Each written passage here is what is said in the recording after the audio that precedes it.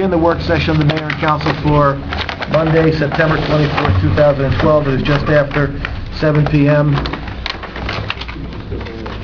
Can I begin the work session with a moment of silent prayer or reflection?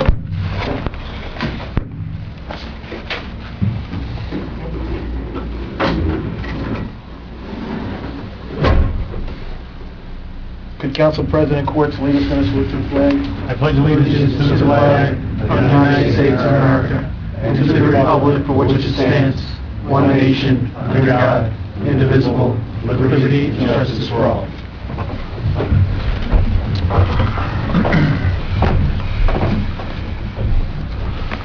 All right, adequate notice of this meeting has been provided by sending notices on December 23rd, 2011 to the Bergen Record and the Ridgewood News, and by positioning notice of the meeting on the bulletin board in the lobby of the Borough Hall, and by filing a copy of the notice with the municipal clerk. I'd like to remind the public that we have 3 exits in council chambers, 2 to the front and 1 to the rear. We are on the record and we are being recorded, both video and audio, today. So if you would like to speak and be recorded as well as seen, you can. If you are a member of the public and wish to speak, you can stand, give us your name and address, and approach the microphone so that your image can be recorded for posterity. Can I have a roll call, please? Councilwoman Murphy. Here. Councilman Ford. Here. Councilman Pistola. Councilman Jones. Here. Councilman Bartoloni. Here. Councilman Capelletti. Here. And Mayor White. No, sorry. It's been a while since you did one of the meetings. All right, we have one matter on the agenda as a borough administrator topic, which is a review of our best practices for 2012. Alan? Thank you, Mayor. This is a requirement of the state of New Jersey. In order for us to receive 100% of our state aid funding, both the energy receipts tax and what they call CUMTRA, we have to go through this checklist and see if we can achieve the appropriate score in order to receive the full funding. This is the 3rd year that this has been in effect. The questions, there are 50 questions this year. Some are repeats, some are new questions. We've provided those to the Mayor and Council. You are permitted to answer these questions either with a yes or no, not applicable, or a prospective answer indicating that you will make a good faith effort to achieve the best practice. This year we have 4 no answers. Question number 5, I'm not going to go into detail on these unless the Mayor and Council have a question on them. Question number 5 was a no. Question number 21 was a no. Question 45 and 46 were no's. And that gave us a total, and you'll see there's a summary page after question number 50. We had 39 yes questions, 4 no's, 6 not applicable, and 1 prospective, for a total answer to 50. It gave us 46 answers towards the appropriate score. The percentage is 92%. So according to the scale, we will receive full funding based on these answers. The clerk will have to certify that the Mayor and Council were given the opportunity to discuss these questions at the meeting. I will have to certify that they are correct. In addition, as we've done in years past, we will then take a look at our no answers and prospective answers, and we'll continue working on them to achieve the best practice. So this is just one step in the process of striving to implement as many best practices as we can. All right, thank you, Alan. Any comments or questions as a result of Alan's presentation of the best practice toolbox questions? Councilwoman Murphy? Just number 49. Could you go into detail about that? Do we have an inventory, and how often we maintain a schedule? Well, yes, every year we go through a capital budget process. For all of our We do, the buildings and grounds is under the responsibility of the superintendent of public works. He does an analysis of what repairs are necessary. I can tell you, we always receive requests from fire company number 1 and number 2 with regard to details in terms of what needs to be done there. We look at our roads. Every year we have an inventory of our roads, and the sewer subcommittee meets on an almost monthly basis to consider both sewer and stormwater improvements to the borough. So it says all municipal facilities, that's everything, right? Buildings and roads and the infrastructure, bridges, we look at bridges, the sewer subcommittee looks at those as well. And do we have a log somewhere of how often we maintain or? No, we don't have a formal log of our maintenance. We're not required to do that, but we monitor it. You know, I mean, the road program, the roads are evaluated, so we do have a log of the condition of the roads throughout town.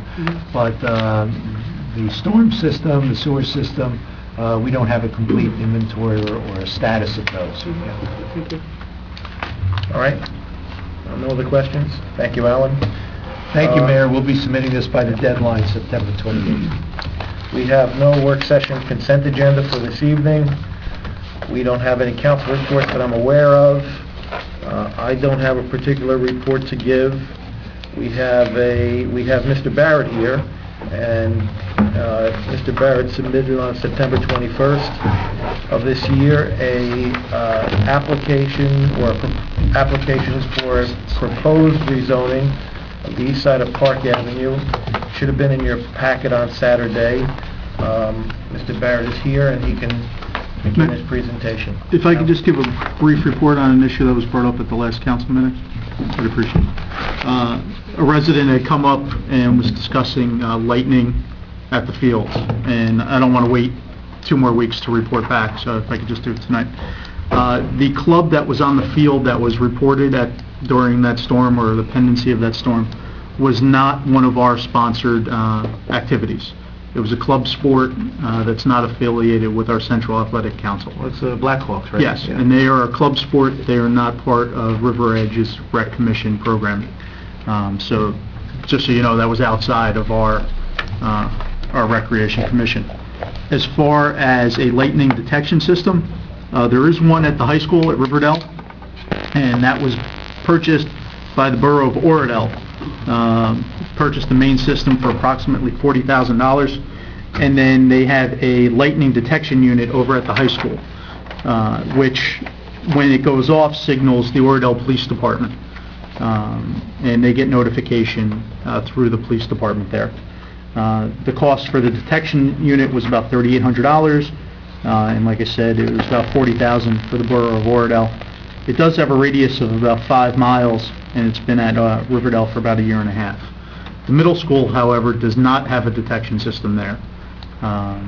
They are interested in acquiring a system, and I did email with Superintendent Fletcher, and also I believe his title now is Assistant Superintendent Bonfiglio, about the possibility of a shared service between us and Riverdale in terms of the high school or the middle school, and possibly installing a system here. The Recreation Commission is very interested in that. They had explored it a couple years ago. I believe Bobby has spoken with Alan in terms of whether or not open space money could be used for that, assuming it's reinstated in the election this November. So that's kind of where it stands. So if the referendum passes, that might be one of the things that we consider using it for, would be to put a lightning detection system in River Edge. If it has a radius of 5 miles, what do we... Well, I think the hang-up is the fact that it notifies the Oradell Police Department. And I don't know if we could have a signal that would notify, here that's Or then wait for going them to... find for a way for Oradell to notify our... Yes, I think that's the problem. If we had an interlocal agreement with Oradell, and if we had an interlocal agreement with Oradell, and then they signed on to that and allowed us to plug into their system with lightning detectors on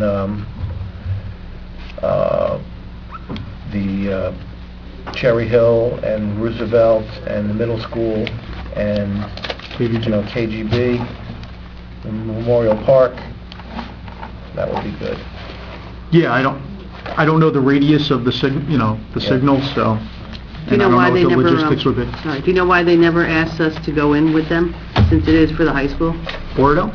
I have no idea. I don't know. It would be a whole lot more I would- cost efficient if we could simply piggyback off their system if it's a 5-mile radius. Uh-huh. I did reach out to Councilman Coate, as he was the one who spearheaded it, and he said he was going to get some information together for me. All right. I haven't heard back from him yet. Even if we paid a small fee, Yeah. that would be cheaper than buying the system. Uh-huh. But that's where that stands. Thank you. Thanks for giving us the update on that. Mr. Barrett. Mr. Mayor, thank you. Members of the council. This is an application that affects 22 properties along the east side of Park Avenue, from River Edge Road northerly to Gates Avenue, the last street in the borough. We're asking the council to entertain a new ordinance making duplex homes a conditional use on those 22 properties. It would still be considered an R1 zone. The conditional use would be an overlay or an additional permitted use if the conditions were met. The conditions would require a lot of 7,500 square feet, which is the current standard for the R1 zone.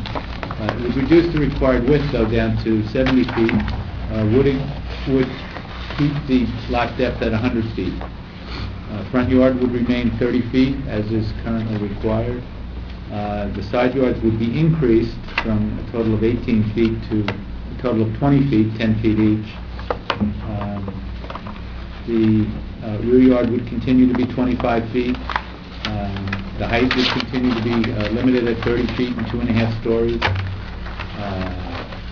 What we're requesting is a change in lot coverage up to 30% and improved lot coverage to 40% to provide some flexibility in the final design. Included in your packet were both a proposed ordinance, 34 photos of the site that is owned by Mr. Collecta, comprised of 2 lots, total of 145 feet in width, the 2 lots.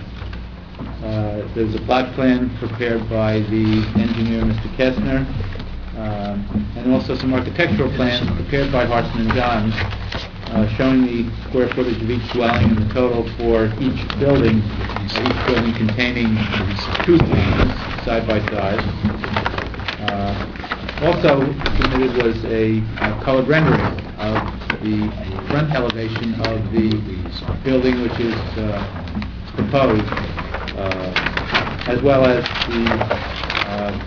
in the architectural plans are the rear and side elevations, as well as the floor plans for the first and second floor. As you all know, the railroad forms the rear boundary of all of these properties, and the 22 lots contain several multi-family homes, ranging from 2 families to, we're not certain, but certainly more than 4 families. There are 2 buildings that are towards the northern end of the east side there. Recently, as a result of the revaluation, the assessments have shifted from the land, predominantly the land, to predominantly the improvements, and that has made it almost impossible to develop these lots for single-family homes because of the resulting proposed or estimated taxes, which would be somewhere in the neighborhood of $20,000 for a single-family house. It's unlikely that buyers would come along and be willing to not only pay the price of the new house, but also be forced with a tax bill of that consequence. Mr. Collecta believes that he could build these duplexes and market them for approximately $400,000 each, which at today's tax rate would generate almost $14,000 in taxes.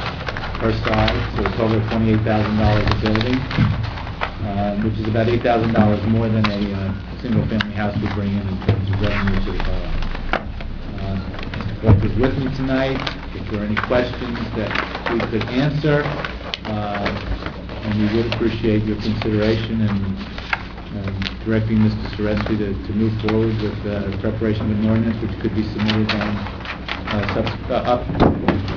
submitted ultimately to the planning board as they have to review it as you're aware.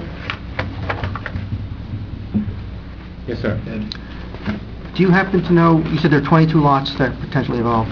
Do all 22 lots conform to the area size? Or do you know how many lots conform to the physical dimensions, the 7,500 minimum, 70 width?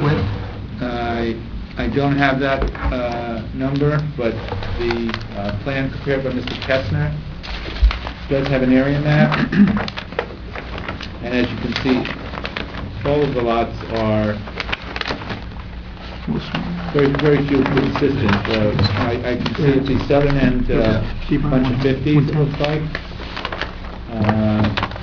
And then some more 50s in the middle, and then there's some larger ones. But I don't have the exact numbers. I think there would have to be some consolidation of lots in order to take advantage of the conditions. I guess the question I'm leading to is, why are we going to make it a conditional use? Why can't it just be, like right now, that is an R2 zone. And why don't we just revamp the two-family criteria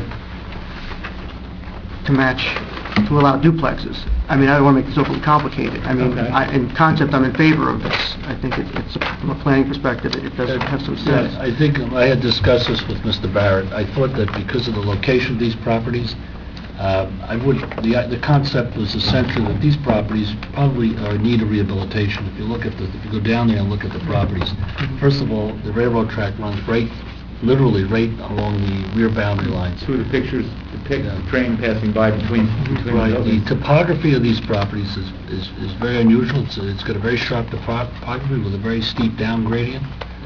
In this particular instance, Mr. Kaleka built, it looks like a 10-foot wall. I visited the site.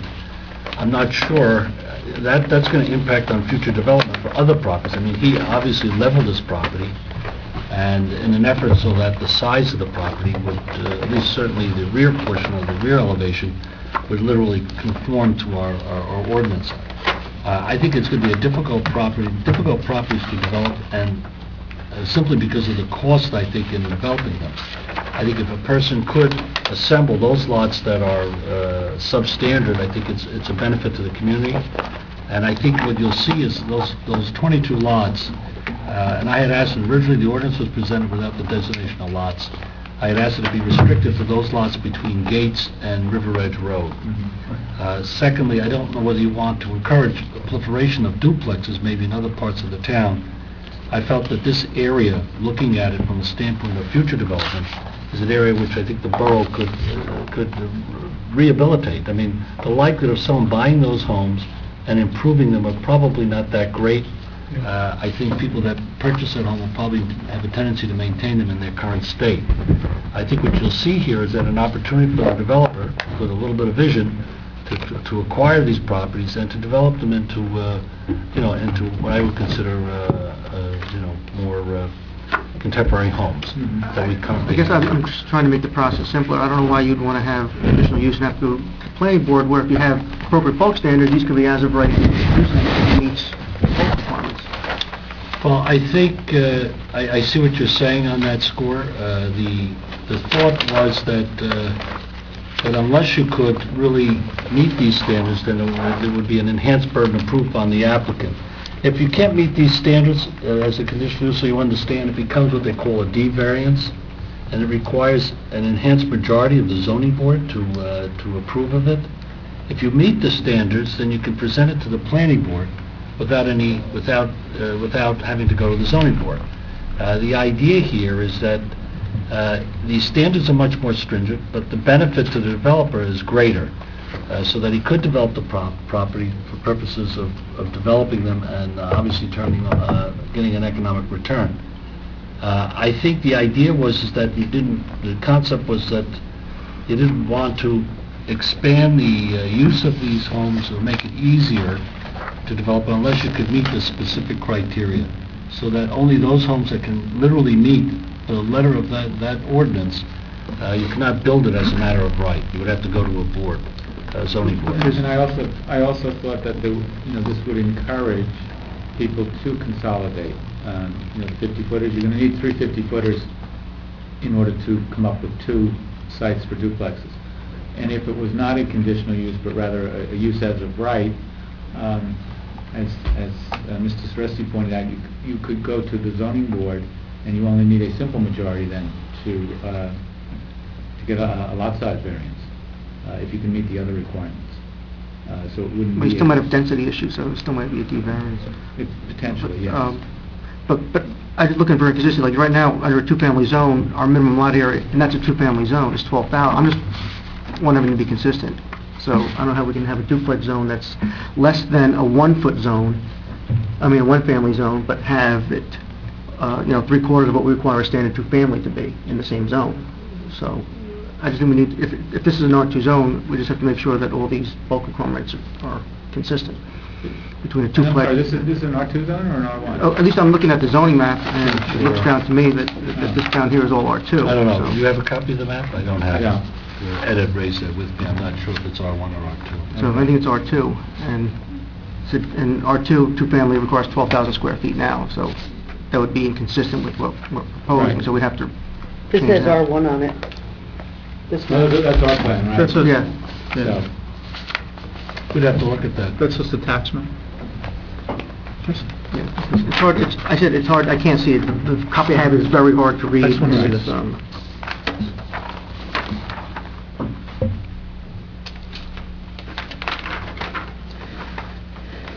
I have a question regarding the rendering. Are the garages that appear in the rendering, are they 1-car garages or 2-car garages? 1-car garages? Are they, the plans show that they're that they're deep. Are they deep enough to pull 2 cars in, or? No, they're not. No? Okay. And that's just one of the questions, we're going to the parking also. The two parking spaces may or may not be consistent with the RSIS for a duplex, as long as, and I think we were showing with 3 bedrooms, correct? Those are the... Yes. 3 So 3 bedrooms, 2 spaces enough, but anything bigger would require 3 spaces under RSIS. In fairness to the applicant, they originally did not specify the number of parking spaces in the ordinance. They said they comply with RISA standards.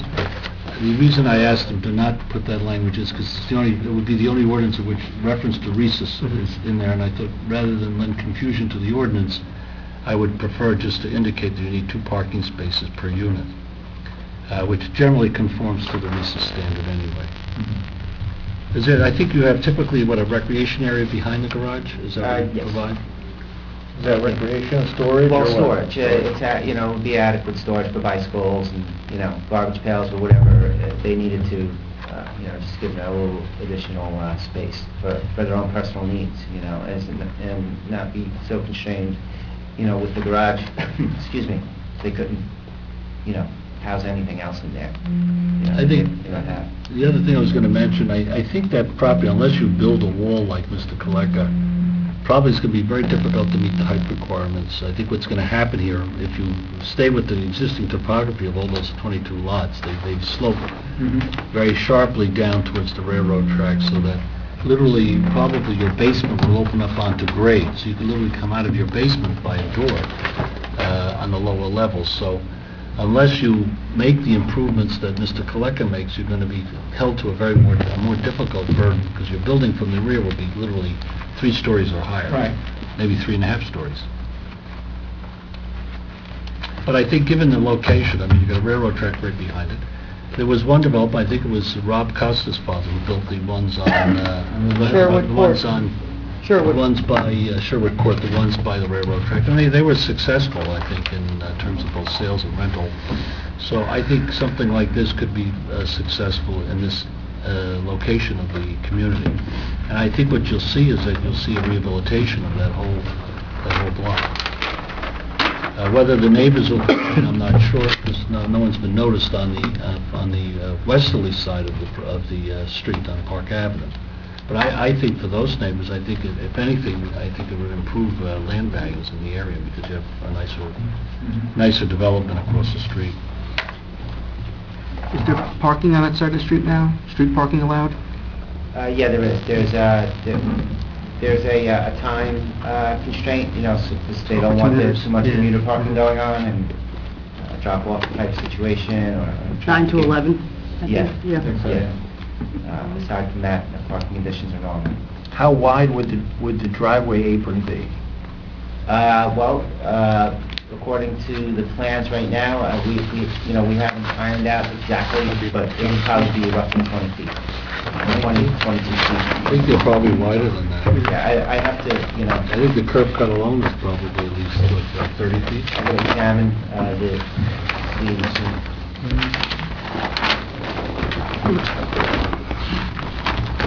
It's about at least 30 feet. Yeah, probably about 30 feet. Have like a 12-foot requirement or something like that? You may need to get a design waiver, if you're going to, unless you want to treat it as, I'm not sure if it's a bulk requirement on our ordinance, the width of the depressed curb. So if not, you may need a design waiver for the driveway. And maybe we just revise the ordinance and just indicate what the size would be, because it's obviously a little different than a typical residential home. I'm not sure what the width is for a driveway width for a two-family. The architect also, just for design reasons, depicted some plantings and stuff in between the two driveways, which, may or may not be required. If that has an impact on the width of the apron and the actual width of the entire driveway situation. So, The reason I ask is because the wider the driveway apron, the less street parking Good point. will be available. I think that what will happen, Mayor, at least from the architectural site plan, you would lose that on-site parking anyway, even with plantings in the middle, because it would effectively, the double driveway would eliminate any parking from either portion of it, even though it's separated with plantings in the middle. But I think they could probably reduce this radius on the apron and pull it in a little bit. We can. No problem. Also, in my original plans for the single-family houses, which were approved, showed a two-car wide driveway. That was approved, but, the viability of that project just fell apart. So, it's very similar to what we had originally proposed as far as the apron width is concerned. It's not much different than a larger single or a single-family home with a double wide driveway. But they're deep, you have 30 garage. feet, so that's a that's a pretty deep driveway, so you can stack two cars there easily on 30 feet. I believe so. Hmm. Yes, especially a smaller or a mid-sized car. I don't think that would be a problem at all. To have two cars deep, then you still have the garage. And that's what you're required to have anyway with the 30-foot setback. So any new house that's constructed would have a driveway of 30 feet. I also think like this home would be a model for future development too, because I think it'll kind of set the standard. I mean, obviously there was a lot of site work, at least in my visiting the site. Mr. Fleck spent a lot of money improving this site. I don't know what he paid for the property, but obviously there was a large expenditure of money. That wall runs how many feet? The wall is 145 feet, and with the returns on the side, the wall is... It's got to be a very expensive wall. Yeah. So, I mean, I think it'll kind of set the standard for future people that want to, future developers that may be interested. I mean, that street is kind of depressed as it is. I know that they sold this green property, I believe, to a developer, photograph 23 and 24. Yes. And that was a two-family home there. Yeah. And that red home, too, I think. That's right down from there. So, I think that you have a beautiful rendition it's gonna be improvement to that neighborhood. Yeah, I think this is good for River Edge. It's not very busy street, so the parking is really not that much traffic that comes down there, and, you know, car-wise, it wouldn't be an issue. This would be fantastic. I think so. I think they would be great, and the fact that the units would be individually owned and cared for, I think is an important factor as well. It'll be easier to market, there's no doubt. Right, and it's even better than a two-family home, because two-family homes typically, of course, owned by one family, and then you have tenants in the other section. These are individual homeowners, pride of ownership, members of the community. I think that's important. Alan, how would the drainage be reviewed? Would that be done by the borough engineer? Yes, in fact, there was some review already with the walls and all, but of course, any new development would require his review. Just a quick note too regarding drainage. The lot coverage of the actual homes does not exceed the lot coverage of a single-family home that we were previously approved to construct there. And the drainage that we put into place for the single-family homes is overly adequate. Of course, it would need to be re-reviewed, and if additional drainage needs to be installed, it would be in the form of seepage pits in the backyard. There's plenty of space for them, so it's certainly not an issue to get them in if we require that. But it's something that I would definitely be sensitive to and make sure that was done. What would be the impervious surface? The impervious coverage? We're asking for a maximum of 40%, whereas 35 is the standard now in the R1.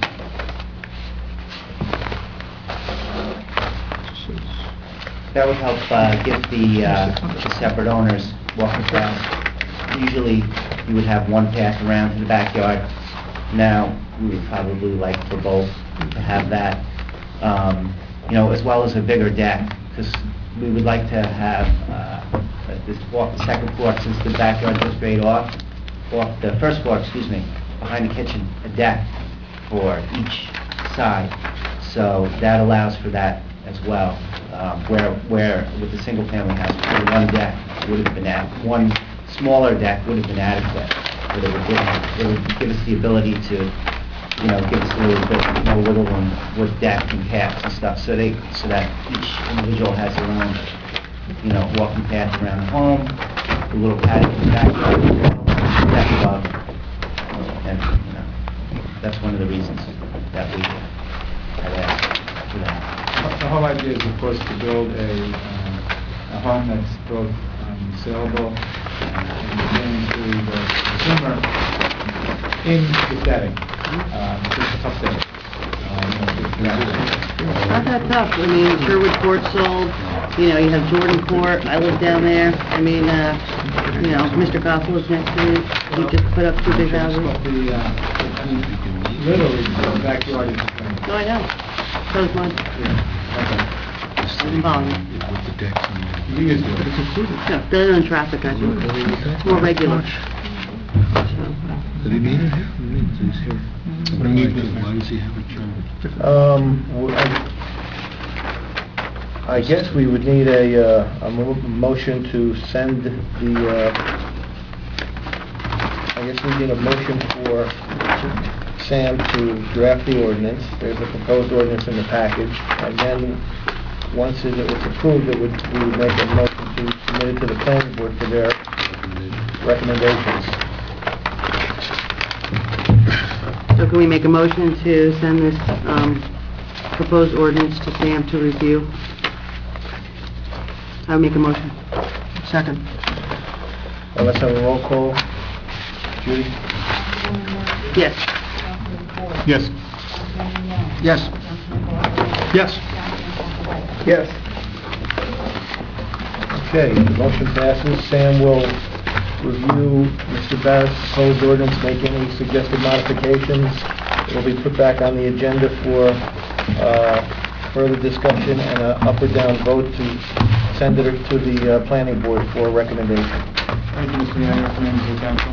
appreciate your time. Thank you. Got one other question while I'm here. And this has to do with the yeshiva and the street light.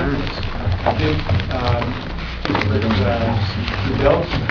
Right? I spoke to Denise last week, and she mentioned that you want some statement or something. I don't know what you want. Decorative lighting, and that they were going to have their own meter to pay for it, I think? Is that correct? No, that was never the agreement. The agreement was that we would supply with the streetscape. Not that, That's something. not that the property owner would pay There was something for on the there. streetlights. That would be unique to the Well, borough. the borough already pays for street lighting above the level of the decorative lighting at the yeshiva. I'm a follower. Above the decorative lighting, which is the streetscape, there are those Cobra head street lights that illuminate the street that the borough pays for. We pay for that lighting. Okay. We don't have a policy yet regarding payment for the decorative lighting of a commercial property. So we have to promulgate one. We understand your position. So the people of Southern End are going to pay as well? The, And anybody Northwood as they continue the lighting? we have to develop a policy. Tom, in the meantime, one of the things that I was looking for was some assurance, could be from public service, a certification that what comes off of the account number that you provided to us was strictly for the decorative lighting, that there was no other surface lighting for the yeshiva or sign lighting or anything else that was hooked into that meter. So I need some assurance on that, and then I'm looking for a monthly bill on that. Okay, I emailed over the most recent bill this afternoon. Yeah, we had difficulty reading it, I think. I faxed it over, then we emailed it. Oh, okay, maybe I didn't see the email, I saw the fax. Yeah, but Denise called and said it was not clear. Right, okay. So we emailed that over. How many stanchions are there? I don't know, I have to count it. What was the bill, do you recall, estimate? Yes. 700 and some odd dollars. Well, no, that was because, that's 3 bills, I think. Okay. Most recent is May modify just so.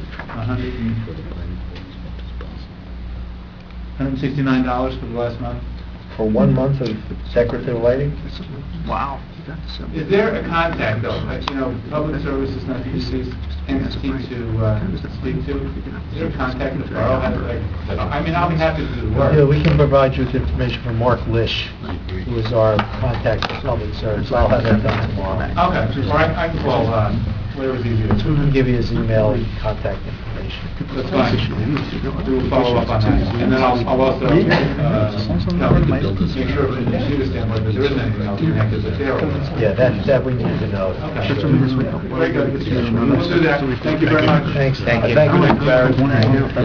Exactly, otherwise it's self. Yeah. Good point. Talking 2,000 a year just for like 3 lights? Whatever, 4 or 5. Might be 7 lights. Still? That's what I'm talking about. I think it could be a problem if the planning board, as a normal requirement, requires streetscape lighting, but in doing so, they're making the borough incur costs ad infra, Can we tell them that they should disconnect and we would then power? Why must they continue to power, is my question. In this instance, the installation was by the yeshiva, and the electric is what we're being asked to pay for because there is a meter on site. In fact, public services threatened to turn the lights off if the bill isn't paid, and you know what, I'm fine with that. Yeah, that's But okay. in the other instances, what we have is a lease agreement on the lamp and the pole, and that's what we're paying on. So even turning off the lights may not relieve us of the obligation to continue the lease. And that's why Sam will have to look at some of that information that we have on the leases of the lights, and we'll have to meet with public service and then begin a discussion on that issue with them. But if I understand you correctly, the planning board kind of obligated the yeshiva to do this, Is that correct? Yes, the council many years ago asked the planning board where we had commercial development to make it as a requirement that the developer continue the streetscape that had been started by the borough. Put in the brick pavers, decorative lighting, new sidewalks and things of that nature. So the planning board has been operating under that policy. Might we need to amend that? I think you really need an ordinance, in my opinion. I think in order to implement that kind of a requirement, I think you would need an ordinance, not a, we'll do this by way of resolution. I think it's in our master plan. It's not in our site plan ordinance or No, zoning ordinance no, it's requiring it. Definitely not. I looked at it because I looked at the old, I did the developers agreement for the yeshiva when they got approval in 2009. And although we did require the implementation of our streetscape, we made no provision for the lighting or the maintenance of the lighting. So that remained an open issue, so it's neither in the developers agreement nor in the resolution. We just required them to install decorative lighting and comply with the streetscape requirement for the borough. I mean, it's a continuation of their, maybe the yeshiva is a special situation, but in a commercial area where there's shopper parking, and then the requirement is that the property owner pay for illumination of their parking areas, and then that spills over into the streetscape, which is an illumination of the sidewalk area. I think the policy should be that the commercial property owner pays for that illumination, because we pay for the illumination above it. Sounds reasonable. It sounds reasonable. I've never really looked at it from that perspective. Generally, there are restrictions against impact fees for off-site development. So if the idea here is that this is a costly expense. Yeah, I get it. I don't know if that's the question. Is it off-site or not? Does the yeshiva actually own up to the curb? If they should. If that right-of-way is within the yeshiva's deed or within, the Ciancia brothers' deed, then it's not an off-site. Well, we're not forcing an off-site expense. It probably should be the work of an ordinance, I would think, and probably you could justify, just as an ordinance may require certain maintenance of a public sidewalk in front of a commercial premise. Yep. You probably would want to do it by ordinance as opposed to treating it as a off-site or an impact fee arising out of a development. It's $170 a month. Yeah. Well, that's the other question. I mean, streetlights are usually considered unmetered, and you pay per, and have it metered, if it's costing them $100-something, it's like, I don't know what we pay here, I know for each streetlight's $22 a month. Yeah. Flat rate, it's unmetered. It'd be cheaper to have them unmetered and pay $20 a month and assess them, rather than having them meter and pay based on meter, too. Well, that would find out which way is most economical to do it. All right. Well, maybe Sam can come up with something. I could look at it from that perspective and see if there is some, I think the mindset here is that if it's a decorative lighting part of the streetscape, then that becomes part of the maintenance of the property owner. It was, in essence, what we're saying. It's the same thing when you require the replacement of sidewalks. I mean, the cost of the sidewalk replacement is not borne by the municipality. It's borne by the property owner, even in a residential setting. So I think what you were suggesting here is that the decorative lighting, which particularly serves the contiguous property owner, should bear that cost in terms of maintaining it, if it's decorative lighting. If it's not decorative lighting, like the mayor said, you got an issue here because we pay for the street lamps that run up and down Kinnickinnick. Well, this is sort of part of the landscape detail, and therefore may be an exception to the general rule. It's worth looking into. I mean, I haven't researched it that far. I looked at the basic documents to see if there was anything in the resolution or in the developers agreement which required them to maintain the electric system, and I couldn't find anything in it. Right. But I think we could look at it from that standpoint. It'd be a maintenance issue, just like you do with sidewalks and other rights of way that are on that service the service that particular property owner. All right, next, we have unfinished business. We heard from Al regarding the lightning and thunder detectors.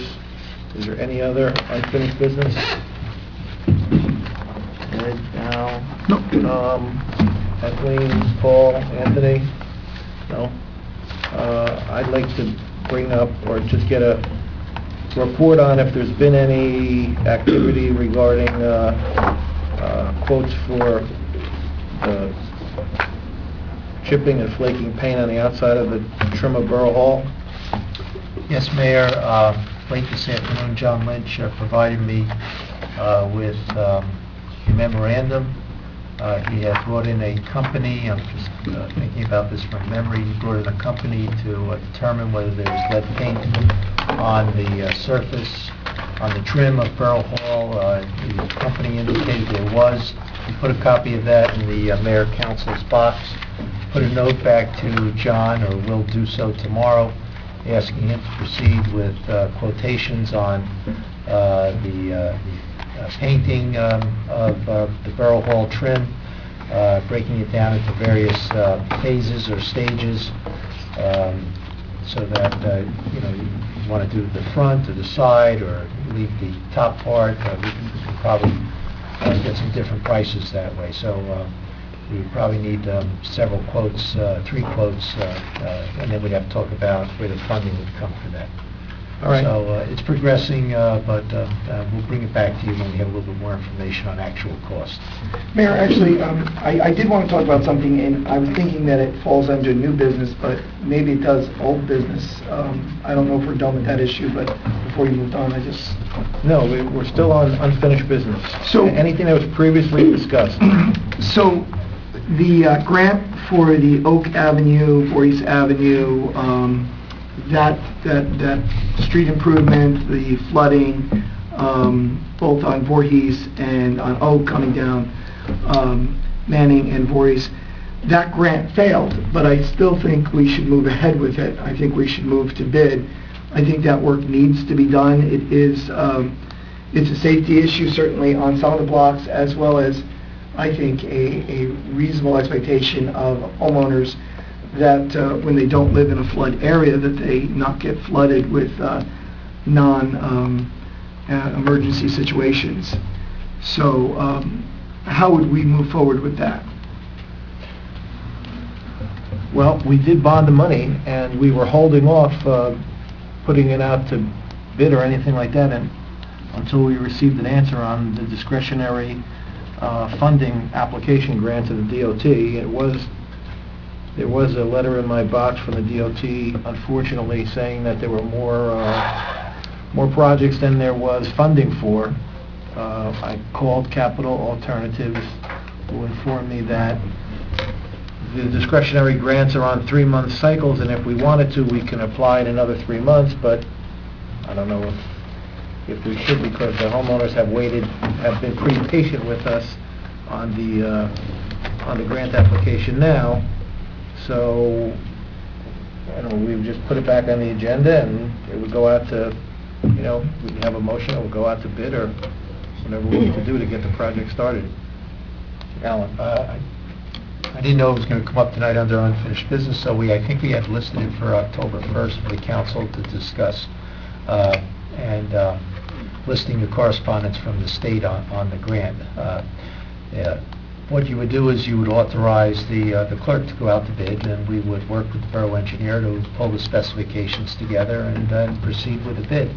As the mayor said, there is funding in place, there is a bond ordinance in place, which would allow us to fund the project, depending on the price that comes back from the contractors. Alan, can we do it at a work session? You can pass a motion tonight authorizing us to go ahead with the resolution, put the resolution on for October 1st to authorize the clerk to go out to bid. I'd like to make that motion. Second. You're making a motion just to put the resolution on the agenda for October the 1st. That would be the correct procedure, correct? Yeah. Yes. I would second that. It'll just save one meeting. Mhm. All right, there's a motion and a second. Any further discussion? Roll call, Judy. Councilwoman Murphy. Yes. Councilman Court. Yes. Councilman Capola. Yes. Councilman Mignon. Yes. Councilman Bartoloni. Yes. Councilman Papaletti. Yes. All right, thank you. Just Yeah. Rob's had follow-up meetings with everybody, so everybody understands the design criteria he used, the expectations of what this system can and cannot do. Like, it's not going to be necessarily a cure-all for every old storm, and just want to make sure everybody's on the same page that there will be storms where this still may not be adequate to prevent flooding over there. Yeah, I spoke with a resident on Manning, west of Oak, and I, of course, spoke to several of the Voorhees. They all understand, the Voorhees, I think, is the ones you're referring Yes, to. yeah. The Voorhees residents, I think, I certainly have stressed it, and I know that they've nodded and said yes.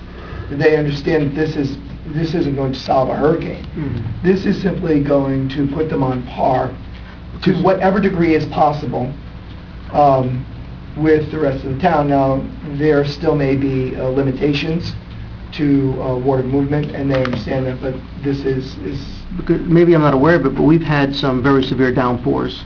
Yeah. And I don't know whether there's been that ever degree, like, I know John went in and they maintained they cleaned out the big line. Did that bias relieve? Do we know whether things have improved since when we did all that? Has there been flooding in the last year? Because maybe Alan wants to answer before I Well, do. I don't know that Rob has had discussions with all of the residents. We have emphasized that point with those that have attended the sewer Yes, of course, subcommittee yeah. meetings. What I could do is ask Rob, we've done this in the past with other neighborhood projects, is to offer the residents a meeting with him to discuss the plans and have any questions asked. So we could do that prior to, going out to bid so that they understand what the project is, the limitations are. If they don't come to it, we can't force them to, we can offer it and have Rob available. So I will do that. All right. And could you check with John Lynch whether there's been any complaints or, Yes. has he been monitoring this area during the heavy rains? John Lynch has been very vigilant because there was a downpour just a few days ago, and he had a guy, a DPW guy, cleaning off the storm drains right when the first drops appeared, and it was very effective. And there was some ponding, but nothing like we have seen a year ago, and which makes me think that maybe the design that Mr. Costa has proposed by adding a couple more storm drains to just get the water into the system sooner would prevent some of the backups that we're having, because that's a situation on Voorhees where the water backs up, but then after the storm stops, it drains out rather quickly. Yes. Yeah. That's the thing in old business, sorry to do it. Yeah. just one more thing under unfinished business or old business. Last week, we had a resident, I think from 745 7th, she was complaining about water infiltration into her driveway, and she complained about the sewers in that area. I was just wondering if we know if John went and checked those out. I mean, I went down there, and there's 4. There's one at each corner of the intersection. Her driveway is a good 75 feet away from the end of the block, and there's a downgrade in her driveway, but I was just wondering if you did go and check them out. We sent the borough engineer a note on the matter and asked him to check it out and report back at the next sewer subcommittee meeting. We have not received the report yet, so we'll follow up at the meeting. I had a question for Alan regarding the kiosk repair. I noticed that it was repaired, and Denise had said that the DPW hired somebody, and we paid $350 to have it repaired. Who did it, and was that money from the Historic Commission, the $350? I'm not sure who actually did it. The information is up on the council bulletin board, the memo from the superintendent, as well as some pictures. Yes, that money will be transferred from the Historic Commission to the Buildings and Grounds account to cover that cost in the first meeting in November. That's our plan. Thank you. It got done, right? I know, but I have a friend that's a mason that it was 10 bricks. I don't But know that's how it costs after, $350. that's after the fact, this... I didn't know it was being repaired. I didn't know that was authorized. All right. Any other unfinished business? All right, we're up to new business. Any new business? One question. Ed? Alan, I know some towns now are starting their RFQ solicitation for professionals for next year. Are we going to go through another, do fair and open process again for all our professionals? And should we start getting on the calendar to get RFQs out? Well, in the past, we've had a non-fair and open process. If the council wants something different, then that should be discussed at a council meeting, and you should let us know what your thoughts are so that we can... And can we start have this the brought up at the process. next work session then for If discussion? you want me to list something, Just for- council, mayor, is that okay? Anything is okay for any council member to put on the agenda for discussion. That's the way I want things to run.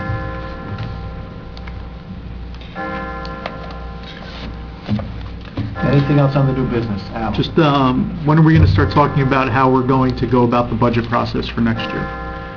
Mayor, if I may, usually I bring that to the council's attention in early November. We have discussions about what your thoughts are on the process timetable. I can tell you right now, the finance staff, we're looking at the forms that we're using, and we're converting them to an electronic format to be distributed to the departments, and then we're going to try and coordinate the response back from the departments electronically as well. But I don't know where we're going from there from that point at this point. So we're trying to get away from paper a little bit on those. We may still come back to the notebooks for one more year, but we'll see. We're making an effort to try and become a little bit more efficient in that regard. Well, if we don't have the notebooks, what direction would you recommend that we go in? Well, if we don't have the notebooks, there's two possibilities: either a projector and one laptop to show it to the council, or then, as some other towns are looking at, you're looking at your own laptops or pads, you know. Because Oradell right now, they're investigating the purchase of the iPads Yeah. for their council because of the amount of paperwork that they're getting. All right, well, I guess I'll have to talk about that when we talk about the budget. Anything else under new business? Had a question about, I got an email from Liz Stewart. I had two ideas about the holiday tree. Now that the 9/11 First Responder Memorial. The last part of the project was to put in a new holiday tree on the front lawn.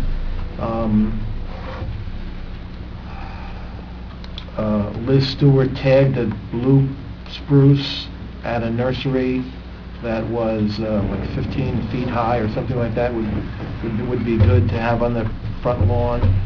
If we were able to get it there before the holiday season, my question is to Alan, is there any way to light it? Do we? Because I remember when they took down the tree here, they found old lights that were still hanging off the branches. Yes, we did take them down after this evening. So are there lights in storage somewhere, or we don't have any lights, or? I can check with John Lynch.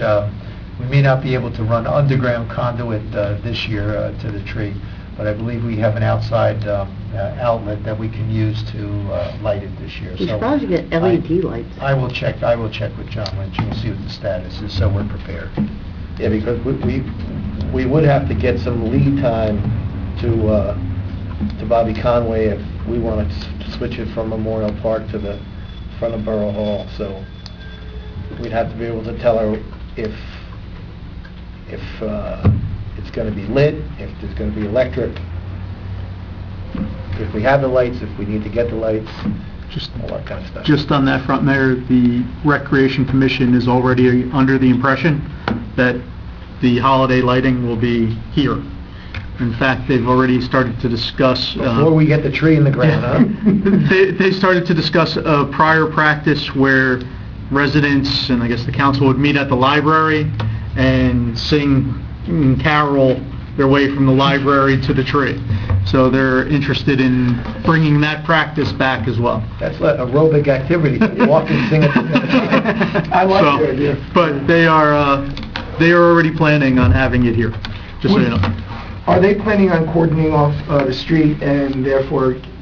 Yeah, I guess you would have Fire to. department for the hot chocolate area and stuff like that? Has that been coordinated with the fire department maybe? Well, I think they do, because the fire That's what department... they used to do. The fire department used to do it. Yeah, we do, because that way there'd be some warmth just in case. Because they have a Santa Claus. And the fire department gets Santa here. They have Nice. connections, I guess, with the north and they bring them in. Would Santa Claus come down the pole? Wouldn't that be great? Kids would like that. I think insurance reasons might preclude Santa from coming down. Yeah, there's no pole anymore. No, we have a circular stairway. That's right. It's not a pole. Yeah, there's no Oh, pole. my God. I asked if I could go down once. Put them in capital. Yeah, there's a pole. All right, I don't have anything else in new business.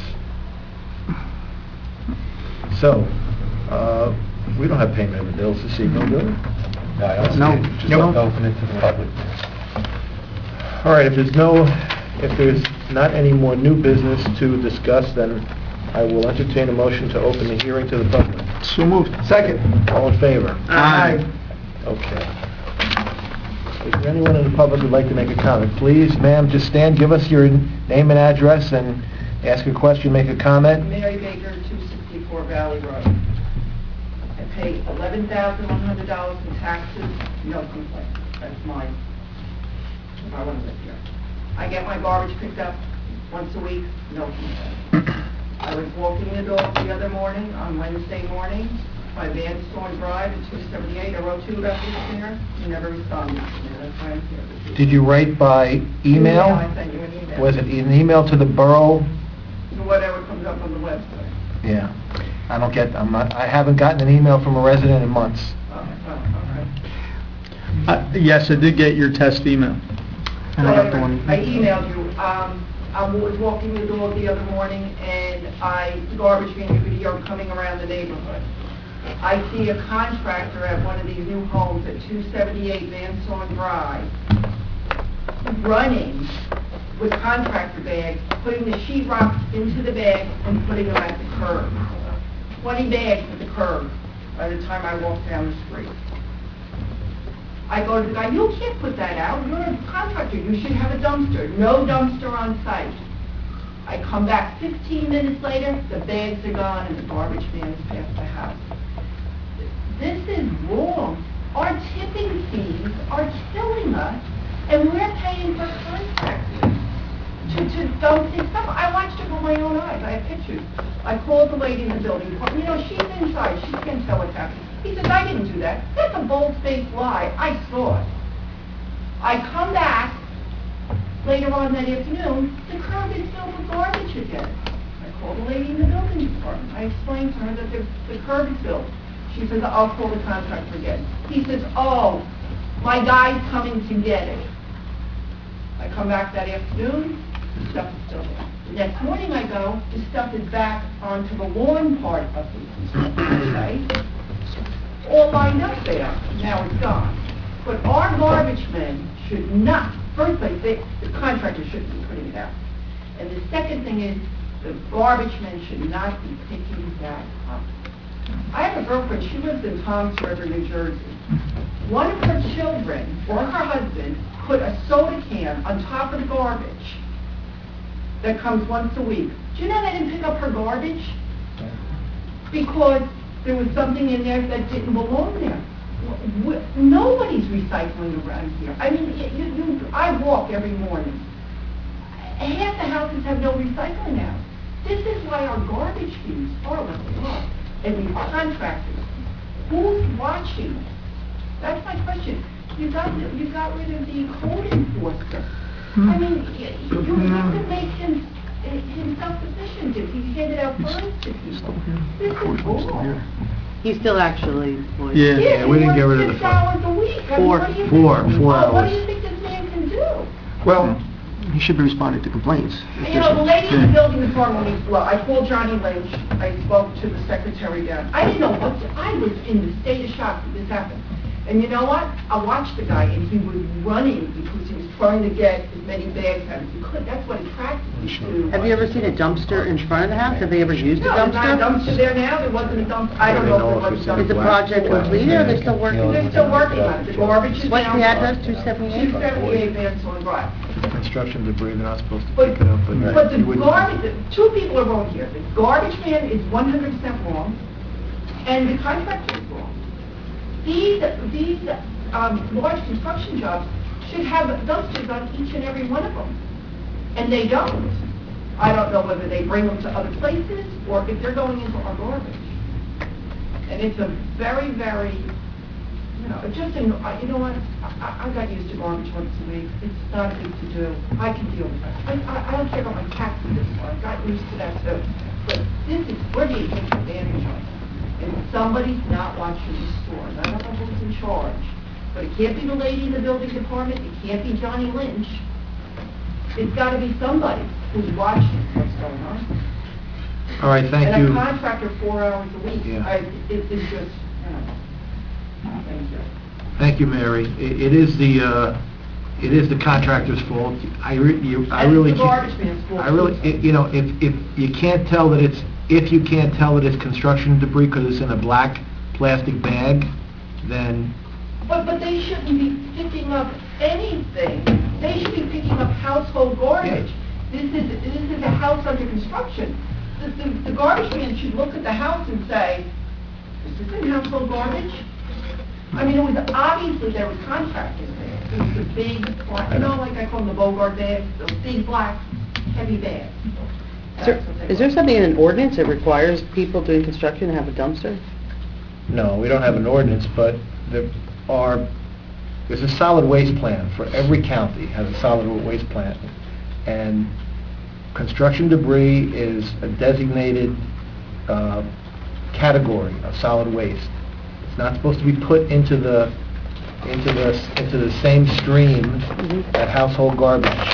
It's supposed to be segregated, brought to a certain facility and disposed of that way.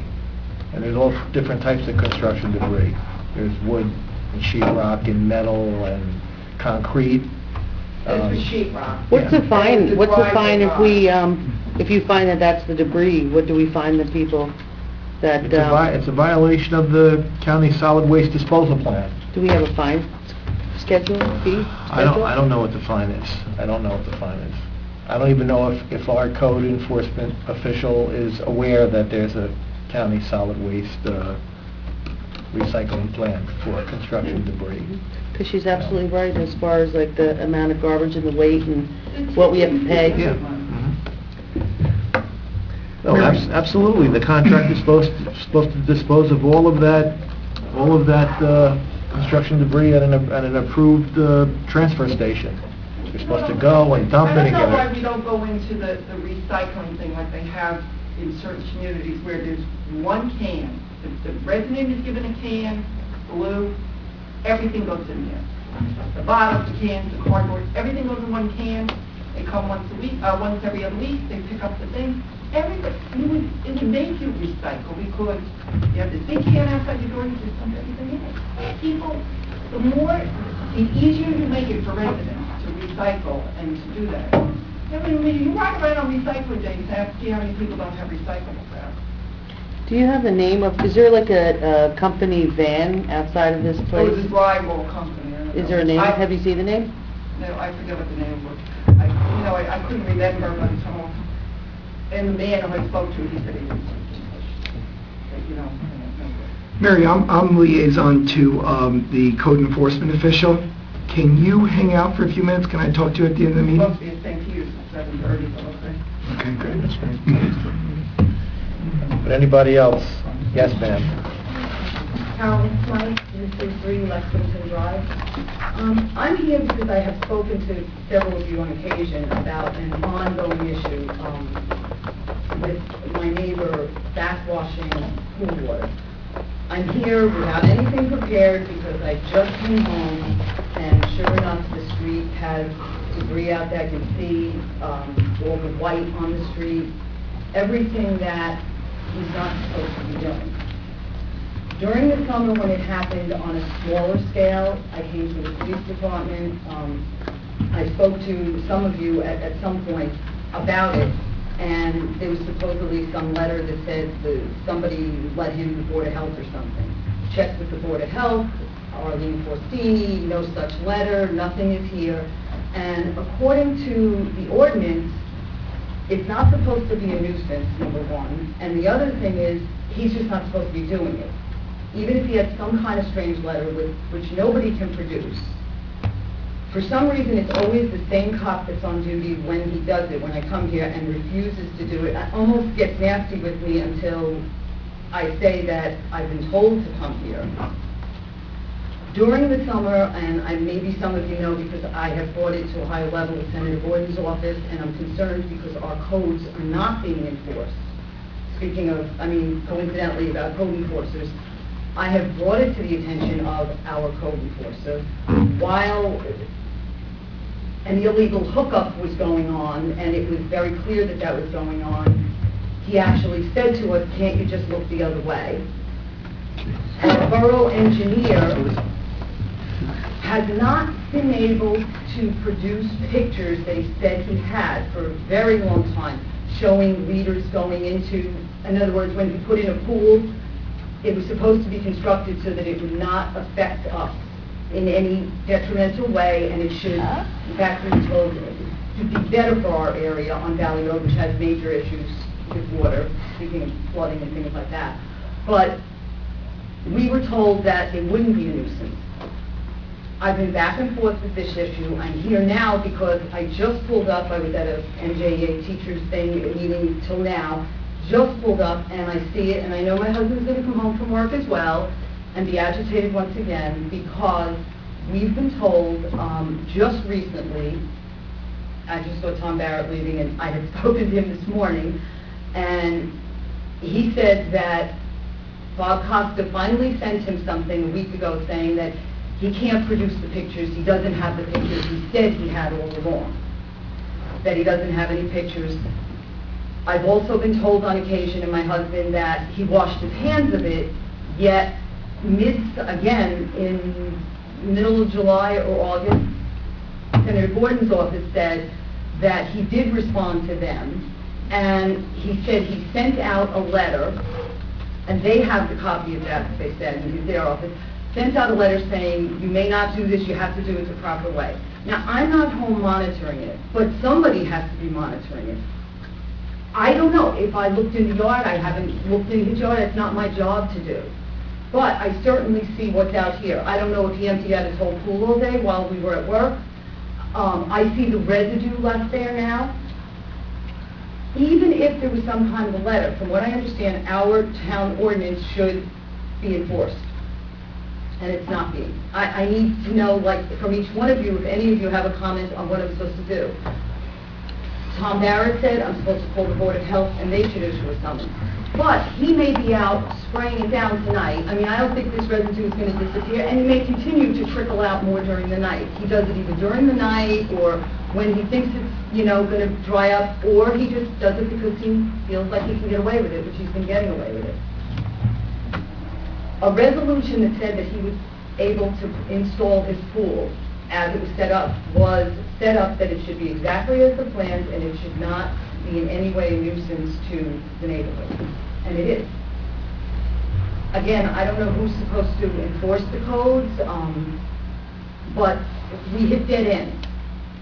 And that's why I've taken it to a higher level, and I don't want to do that. I've tried to resolve it right here within town. But he needs to be fined. He's doing something that he's not supposed to be doing, and Mr. Costa sent him another letter, which the senator's office has, that says, please do not put anything, you have to do it as per whatever, saying, I guess, that there is a hookup, which wasn't supposed to be there. I don't know what he exactly said in his letter. I don't have a copy of that letter. But he's not doing it, because now I'm home tonight, and again, there's lights down my street. And there might be more water coming out tonight, I don't know. But I need to leave you with a plan, if you can help me. Because All right. I think some of you know that the issue's been going on, and, we can... I know that the issue has been going on for quite some time. I met you and your husband in my office. I've spoken to the police chief and Lieutenant Curran and the town engineer regarding the problem. It appears as if your neighbor who has the pool backwashes it maybe once per season, and then at the end of the season, when the pool gets winterized, backwashes it again. So it's twice. No, he does it more often than that, just as a correction. And Wait. Can I speak? I gave you plenty of opportunity to speak. Now it's my turn to speak. So he does it 2 or 3 times a season where he'll backwash the pool or something like that. This time of the year, everybody is winterizing their pool, so that's what he must be doing. The last time it occurred before tonight, I contacted the borough engineer to get more background information. The borough engineer, I said, what can we do for Mr. and Mrs. Smythe? He said, well, when the pool was approved, we gave him permission that he didn't have to put the pool water into his seepage pit, and he could just put it into the street because we already had a letter from the DEP saying it was not hazardous material, it's just pool water, there's no chemicals in it, it's just silica, which is, Natural. a natural mineral, and there's nothing about it that's polluting. So anyway, when I spoke again to Mr. Costa about it the last time it happened, I said we have to do something. He should be trying to drain his pool or backwash it on his own property with no runoff. So he said, that's okay, I will issue a order or a letter to the homeowner that he should reconnect the pool backwash to his seepage pit so that the water goes into his seepage pit. Now, that's the way it was supposed to work. If there's water in the street now, it's probably because either he didn't do it, he didn't put the water back into his seepage pit, or he just put so much water in there that it filled up his seepage pit, and the excess water drained down his driveway into the street. So I can provide you with a copy of Mr. Costa's letter so that you have that. But that's what I know. I know that there isn't any enforcement action that we are planning to take at this particular time because, as far as we know, he's doing it the way it was recommended to be done by the borough engineer. Ed? How far is his discharge point from the catch basin? Well, I have a ranch house and I'm on a corner property. It's on the other side of his house. And then it goes all the way, the whole length of the corner to the end of the block. Is your objection that he's doing it to the street, or the concept that he's doing it at all? Like, if there was a hard connection from his pump, from his pool, and he did a hard connection in the street to the catch basin where it wouldn't go on the street, would that be something you would... We were told that he wasn't going to, he was going to go right into something that we don't believe is there in the front of his lawn. Well, I don't believe they'd be able to put a seepage pit big enough to take a whole pool. But if you look at the original resolution in the plan... Because the DEP does allow you to discharge pools, whether, and I agree with you, what he's doing is technically probably permitted by DEP code, but he is creating a nuisance. So I'm saying if he eliminated the nuisance, would that be satisfactory to you, if you had that kind of a resolution? As long as there wasn't the nuisance, and we weren't seeing the debris and the water, and He's Because it's- following the ordinance. it's- Right now, he's not. It's similar to what happens with some pumps, where people will have discharge some pumps to the street, and then what happens if they're too far away from the catch basin, we have this happening recently. And then in the wintertime, it freezes, and we have icing. So it's the same kind of concern, so... It's tough for me to speak right now because I would have been more prepared, but I wanted to catch you right now while it was going on and while it's out in the street, and it's probably going to continue to go on as the night goes on. Or, you know, it might happen again another day. I don't think it's done because we usually see more, and it's, you know, it's out a ways, and it might already been washed down, I don't know. But from what I'm told, even if what you're saying, I mean, I understand the whole story, my husband understands it better, the whole thing, but according to the resolution, whoever said, oh, we can do it this way or change it, it was supposed to be exactly as that resolution, as it was written, and it isn't because he's not showing us the pictures of, you can see it's not set up the way it was supposed to be set up. So again, I mean, at this point, I understand what you're saying, you know, at this point, what we need, he should be, if an ordinance isn't being followed, the town ordinance isn't being enforced, that he's not supposed to be discharging to the street. And he's not supposed to be backwashing, and he's not supposed to be, last year he emptied out his pool into the street. So, Does he have, does he have an in-ground pool? Yes. You can't, well, nobody empties out an in-ground Well, a lot of pool. it went down, you could see it. Right. I could, you could see Yeah, you it. take, I have an in-ground pool. I take maybe, I don't know, 8 or 10 inches off the top of the pool. Whatever it was all out into the street. And it's supposed to go onto your own property. Which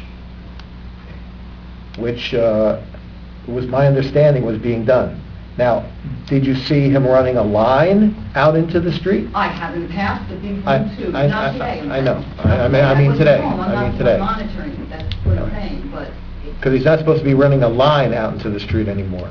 Right, I haven't looked if you He's like supposed to be to- discharging onto his property, and then if there's natural runoff from his property, just like in a rainstorm, there's nothing you can do about that. The way it comes out, I couldn't look closely, it was dark, like I said, I just got home and I decided I wanted to try to catch the meeting. This was not my plan today, I wanted to be watching Dancing with the Stars tonight. Honestly, I did not, I mean, I would be more prepared. I usually prepare more for something like this. But right now, I didn't look if it's coming out of the thing in the street, I didn't go out with my flashlight, I just said, wow, it's 4 a.m., I'm going to go, they might have a meeting. I didn't even know if you did. So... All right, I'll get you Mr. Costa's letter so that you have that for your records. But who can check that to make sure it's being, you know, adhered to, whatever was agreed upon when he put it in? Who can go make sure that, make sure? Mr. Costa, the planning board resolution would have The stated... letter's not gonna help her. No, but the planning board resolution would have stated that he was responsible for enforcing the conditions of the site plan. So he just has to certify that the plan was built according to the, it was constructed There was according to such the a plan. letter. I think there was such a letter. I've looked at this issue also for Carolyn, and I think there was such a letter.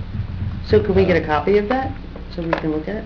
Well, I think there's a letter that there's compliance with the resolution. I'm not saying the way the water's been discharged is particularly covered by the That's what has to resolution. be. That's the problem. Yeah. I think your idea is a very good idea, where you tie directly into the inlet. Where you And eliminate our the concern was what bothered us was two things, that a code enforcer told us to look the other way while that was going on, and I've expressed that concern as well. So I decided since it's still going on, I need to come to a meeting and say that. That, as well as during the summer, at one time when my husband spoke to Mayor, I believe, it was told that Mr. Costa said he's not in charge of it anymore, he's washed his hands of it, he's done. And something... No, that's not, I mean, I got Mr. Costa back involved in it, which resulted in the letter advising your neighbor that he had to backwash into his own system. Right, but that was after the senator's office called, I believe. Well, no, I did that before the senator's office ever called me. I never even returned a call from the senator's office. Because tonight... Because I knew what it was all about. No, the night that we were here with the police, they would not go out and take pictures or do anything and resolve it while it was physically going on. The first, earlier in the summer, when it was going on, the cops said, no, we're not going out yet. We were told to go to the police and issue a concern. Because when it happens in the middle of the night, the Board of Health isn't, nobody's here, and that's when it happened. But I did speak to the chief personally, and he told me that not once but twice that night, he sent men out to document it, to take photographs. It's all in his file. Oh, It's all available. It's all He available. did, he told me, but nothing was gonna happen unless you sign a complaint, and you go to court, and you fight him on it, but I shouldn't, because it's supposed to be enforced by the code enforcer. Well, before we can enforce it by the code enforcer, we have to find out what ordinance has been violated. And And that's what I have at the and code and we enforcer. couldn't find any. I mean, I'm not the code enforcer, but we couldn't find that he violated any code regarding the water, because it's just pool water. It's not a hazardous substance or anything like that. We made a recommendation and drafted a letter from the town engineer to, from now on in, to discharge it in a manner so that it wouldn't create a nuisance for you, which we did. Okay, so now it still is a nuisance right now, and may become worse. Right tonight, it is. Mhm. It's out there, and it was probably out there all day. So now what? Because that is one of the things, it should not provide a nuisance. So that's what I'm asking, if anybody can give me an answer, what to resolve. I mean, I don't know if I have to address each person individually, Mayor, can I make a Yeah, Paul. recommendation? Yeah. Since Tom, you're part of the Liaison. liaison, can you talk to the inspector about this? I have him on my Follow list, up on that. but the thing of it is, if there is no ordinance, he can't issue a summons. Now, to my knowledge, he's not issued a summons in 4 years, so that's another issue. 8 years, that's another issue that I've been talking to him about. But that's with ordinances that he could, but if we don't have an ordinance, if we can't name an ordinance, then He has nothing. I don't want to send him to this home, because that could create more problems. We have to find that ordinance, but But I will can't- tell him that I want him to look for that ordinance. Yeah, but can't you have him work with Costa as far as enforcing what is already on the books? Yes, I guess, if there is something on the books. No, I'm if saying we as can far get as it to that was identify. passed in the code. as far as- I think if it's plain water, that's one issue, but if he's leaving a residue on the street, then that becomes a property maintenance issue. If there's residue, then it's affecting our public streets. Significant enough. That's the difference. I mean, It has to be significant enough. I think Ed's recommendation, idea is a good idea, and that would be to collect the waters and then to run it to the inlet that's in the street. I mean, it can be run along the grassy area of the sidewalk. That we would collect the waters directly from the property owner and just run it right in there. No one would see it, it would go right into the... So you're recommending that we recommend to him that he does this? Yeah, I mean, I think it's a nuisance issue because of the residue. I've looked at the issue myself. I spent a fair amount of time going through all the correspondence and everything, but... So for clarification, you're saying that I should recommend this, Mr. Sarafian, tell the property owner at, what's his address, Carolyn? I think it's better to come from Costa, not from Mr. Sarafian. Okay. Costa's been involved with the project. the So whole who time. would tell Mr. Costa? Well, I think he could call Ed, or at least get an idea of what we discussed, so it would be discussed in engineering terms, and then have Costa then approach the property owner to see if he would be amenable to running the line through the grassy area, which would be the least expensive way to run the line, Mhm. and then to dispose of it in the inlet. And that way, there'd be no surface flow on the street to run. So you would take care of that? if you want me to, I can go around. But it would have to go across her property. Well, no, it's in the right of way. It's in the right of way. Well, there's, Go down his property into the right of way, and then... there's no sidewalks, right? The sidewalk there? No, there's no sidewalk. That's what Mrs. Smythe is complaining about, that the There's no water is in the curb, is on the, is on the house. There's no, I can't see a sidewalk. Well, it looks like there's some grass here. There's a sidewalk. Yeah, but I think, I don't know, unless it's Yeah, so he'd covered. have to come here and he'd have to go through the right of way, or he puts an inlet here, there's what, I mean, I would like, but that's, I mean, that's what we would do if it was a sump pump issue. You would direct the homeowner, he has to connect to a catch basin. It's the same concept. Same concept, I think. But Sam, you're recommending that Ed talk to Costa so that Yeah. Costa would understand. That's right. I think it's better, they could figure it out, and... Unless the Rob has an alternative, I mean, a seepage pit is, it can work. The problem is, it may not have been sized for it, and then my concern would be is if there are residues, it will clog it over time, and then you're going to lose the effectiveness of the seepage pit for infiltrating rainwater. I'm pretty sure this is diatomaceous, diatomaceous. Yeah, well, yes, So- but that'll clog a Yeah, it will seepage pit over definitely. time, and you don't want to, and then, if these houses are on slabs, you don't have basements? Or do any of those houses have basements? I'd rather not inject more water under the ground in an area that's typically wet also, because that can impact your foundation We were too. sure this whole thing passed as a resolution because it was going to be betterment to the whole area. That was the way it got passed, But seepage pits sometimes are, sometimes aren't. I don't think the seepage roof was addressed in the resolution. I think a lot of this came after the approval, and then with the problems that evolved with the residue, I think this is how this problem essentially came to be. But I think Ed's concept is, I think it's a cleaner concept, it's not as expensive. I think putting in a seepage pit is more expensive than running a 4-inch line or a 3-inch line to the inlet and getting rid of the water. Here, I think we have an action item, so. Okay. All right, thank you. Thank you.